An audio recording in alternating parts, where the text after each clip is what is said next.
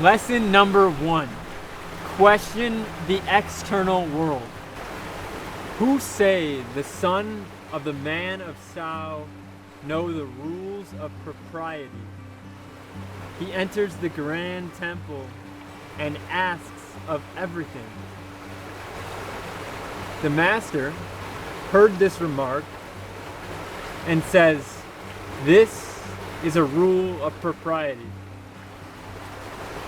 This is an excerpt from a book that I've been reading called the Analects by Confucius.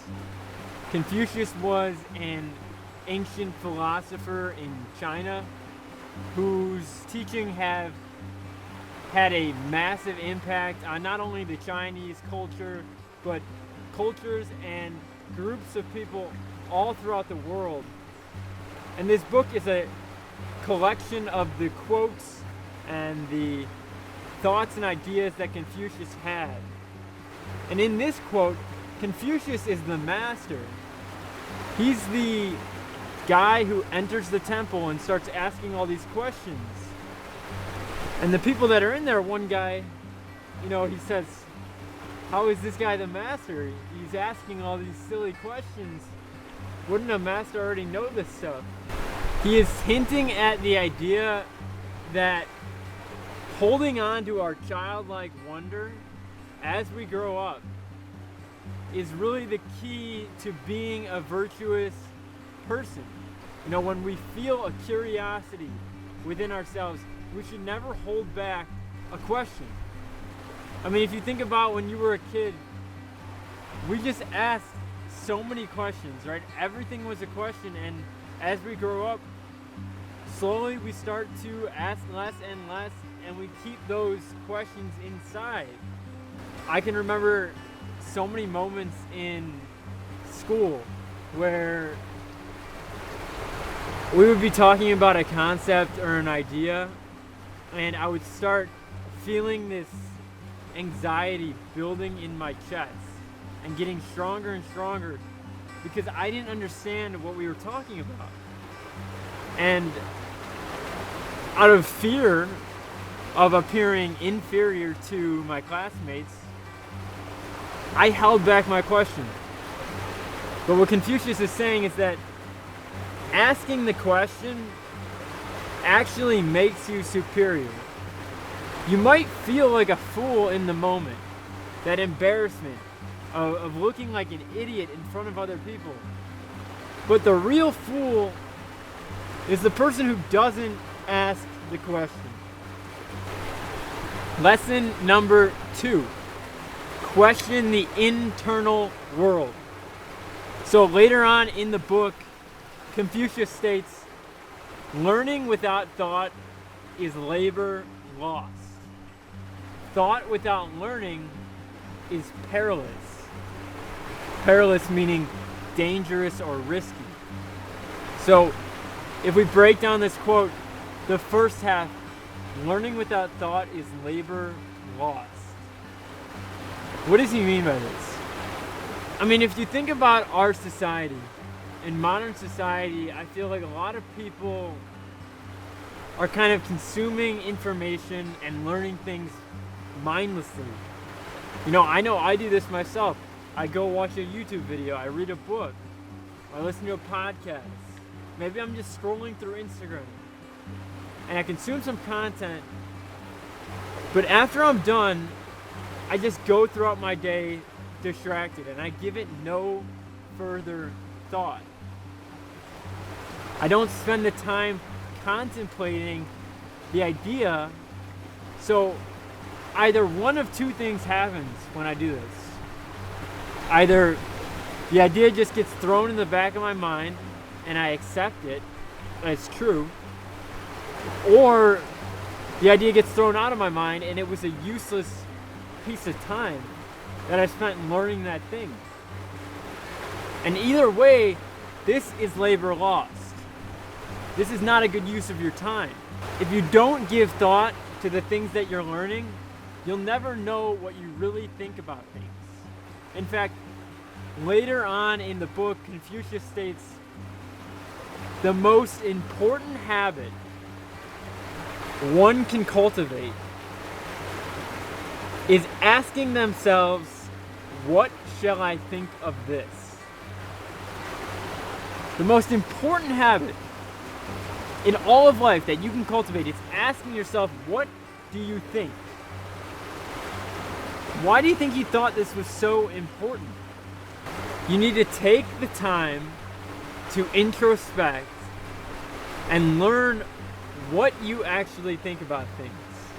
Don't just accept things for what people say about them. Contemplate ideas and come to your own conclusions. The second half of the quote, thought without learning is perilous. Perilous, again, meaning dangerous or risky. Here he meant that when we're thinking and we're not aware of it, and we're not learning from our thoughts, that's a wasted thought. And honestly, I think this is a problem that plagues our society. The distraction problem. A lot of us are just distracted from what's going on around us. And I talked about this actually in a video I'll link up to above here, where I talk about meditation as the answer to the distraction problem in our society. And I mean, if you think about it, we're just mindlessly consuming information and our minds are racing and we're not really giving any level of attention to the thoughts that are continually popping up in our head. I mean, literally, we have thousands, 80,000 thoughts in a day. How many of those thoughts are we actually paying attention to? Are you distracted? The main idea here is that questions are the foundation of knowledge. Whether externally, we're asking questions wherever our curiosity sends us. And we don't worry about feeling anxious or looking like a fool. We ask whoever and whenever. Whether the person's a superior and inferior, we're never worried to ask questions. And when you do introspect and you ask yourself, what shall I think of this? Really pay attention to the thoughts that are in your mind. Because learning without thought is labor lost, and thought without learning is perilous. And I'm going to give you guys a bonus lesson 3 on self-awareness. So, I mean, introspecting and asking yourself what you think is a great habit to get in mind to learn new things. But we also introspect to learn about ourselves. This might be even more important than learning new information.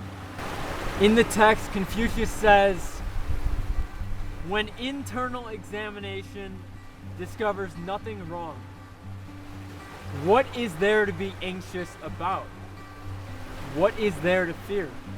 What he's saying is that developing self-awareness and working through our anxieties and our fears is how we solve our problems and eventually how we can reduce these negative emotions and feelings that we are constantly feeling. Because once you work through all your problems, what is there to be anxious about? You can find tranquility and peace in the moment. Okay, that's all great and well, but how do we become self-aware then? Well, meditation is obviously one answer to becoming self-aware, but Confucius actually gives another actionable step that you can take towards self-awareness. He says, when we see men of contrary character, we should turn our attention inwards and examine ourselves. What he's saying here is that when you notice a fault in someone, someone rubs you the wrong way,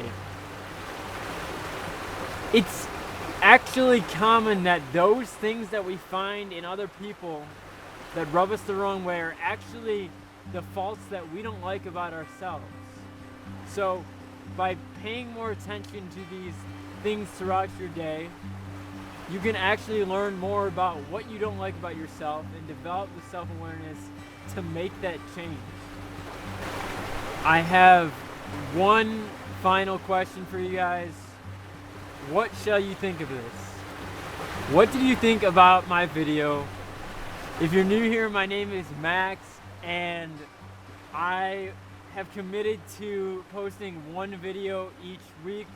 I talk about well-being and wisdom on this channel. If you're interested in that kind of stuff, consider subscribing. If you liked the video, hit like. If you disliked it, hit dislike and let me know what you thought about my analysis of Confucius's teachings. Thank you so much for watching. Please have a great rest of your day.